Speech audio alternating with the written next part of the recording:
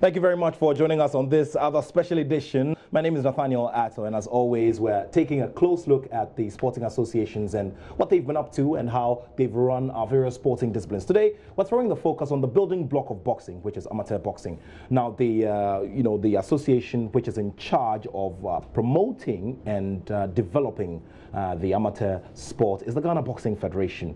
Their president, George Lamte, is here with me.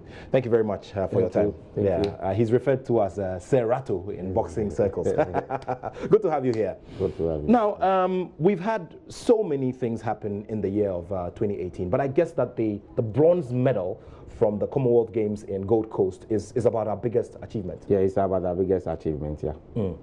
Tell me, I mean, for our pedigree as a boxing nation, is getting one bronze medal from a major sporting event like this a big thing that we should be celebrating? Right, it's a worth celebrating because the one bronze gave us about 38 position in the countries that were involved, about 78 countries, we were 38, so at least it's worth celebrating, the one bronze. Okay. Now, in terms of preparation for it, we know that is where the challenge always has been. How would you compare this, the Commonwealth Games preparation to previous years? Did we have an improvement? I think so far so good. The Commonwealth Games preparation this year was very good compared because the boxers went to Brisbane before the Gold Coast. They went and stayed there for 1 month.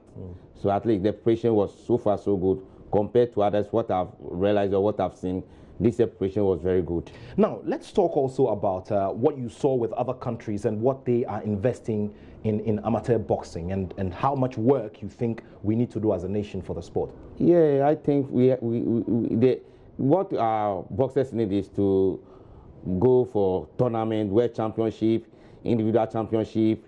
I mean, games, yes, competing with each country or go and stay at a particular country like Azerbaijan or Ukraine and train very hard. With this, we can go somewhere. I see. Now, I also realized that during the year we had some training programs, especially those for coaches and referees in the sport. Yeah.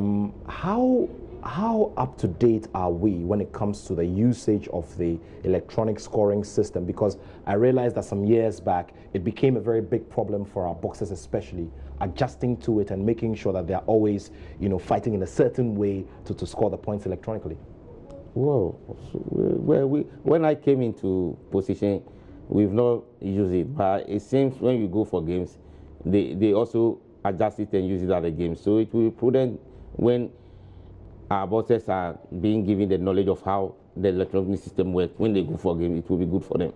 Okay, now what is the challenge in not using it here for every regular event? Because now that's the way the world is moving. So what is the challenge that the Federation has? The challenge that the Federation has is that at the moment, we are not privileged to where the machine is, as we speak, who is in charge of that scoring system, where it has been kept.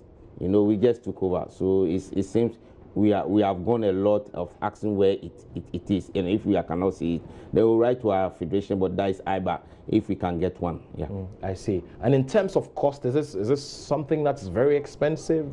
Yeah, it's very expensive. But if we write to our international organization, explain things to them, the rationale behind why we are applying for such a machine, I think they will be considerate and give us one. Now, earlier in March this year, the national team of Ghana, the Black Bombers, took on their Nigerian counterparts. Tell me how beneficial that exercise has been, going into the year.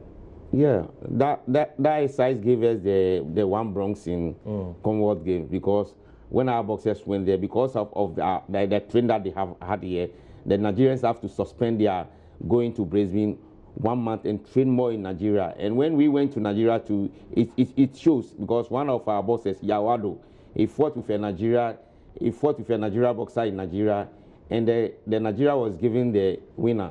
But when they met again in the Commonwealth Games, and it showed clearly that our boy was able to get the edge. So as he was complaining in Nigeria that he was cheated, when they went to Australia, they paired Yawado had the same chance of fighting the guy again, was able to win, and he progressed to the next stage. But the subsequent stages could not, like we could have had maybe 2 medals or so. Let's now quickly take a look at the training, the technical aspect of the sport. This year, over 50 new referees and judges have been trained in the amateur sport. How interested are people, first of all, to get into this area of being referees and being judges for amateur boxing? Well, because of the, if I can say, the incentive in it, because if they are trained and they are national referees and we apply about star 1 or star 2 for them, the referee, we have categories. We have star 1, star 2, star 3. So if you are star 1, any of the championship, like African championship that is coming on, they will invite you to come and officiate, give you your per diem and everything. So I think those we train, the more matches that they officiate locally here, it will give them the chance when there is any country doing the star 1, we apply. And when they go, you see, when we went to the tournament, we realized that the technical aspect, we don't have any referee or judges among those judges that we met in Australia. And a country like Ghana, for example, and we don't have any official.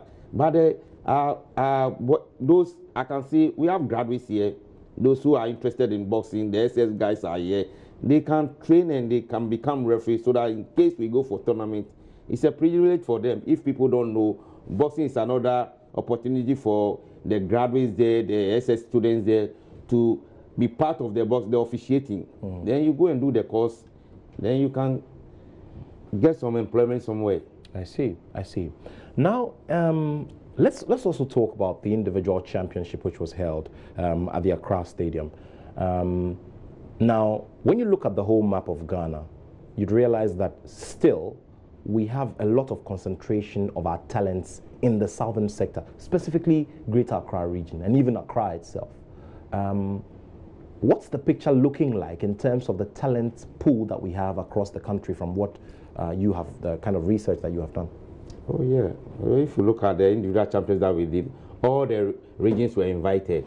But when you see the trend, those who participated, those who, we called about 41 of them, and you can see the trend.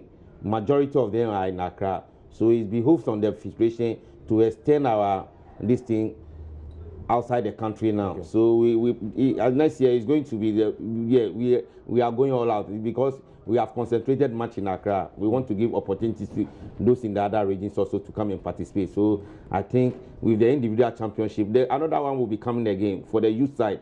What we did was for the elite. So we want to do another individual championship for the youth, which is from 17 years to 16 years. That's the youth. I see. But also, the people who will train these boxers with the proper technique in the sport are lacking in these regions. What is the plan going forward?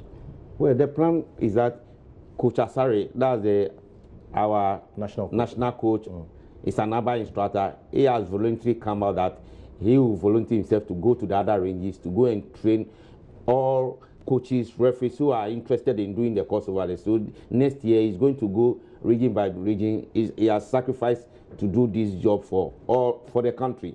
The Ghana Boxing Federation will support him so that all the coaches in the various regions and if you could see, less than 1 month ago, government initiative, we trained about, I think, 51 coaches.